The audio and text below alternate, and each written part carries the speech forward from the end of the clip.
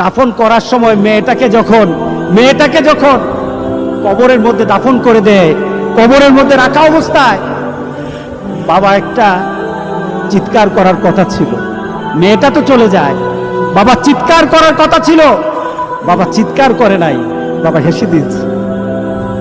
বাবা হেসে দিল। তাকে জিজ্ঞাসা করলো, তুমি হাসছো কেন? আমার মেয়েটা চলে গেছে, আমার কলিজার টুকরাটা চলে গেছে, কিন্তু আমার জীবনের মধ্যে একটা আঘাত দিয়ে পরিবর্তন করে গেছে। যেই নীতিতে আমি আমার চরিত্রকে নষ্ট করছি, আমার ঈমানকে নষ্ট করে দিতেছি, আমার মেয়েটা হারিয়ে ফেলেছি, কিন্তু আমি আমার আখিরাতকে বুঝে ফেলেছি, আমি আমার আখিরাতকে বুঝে ফেলেছি।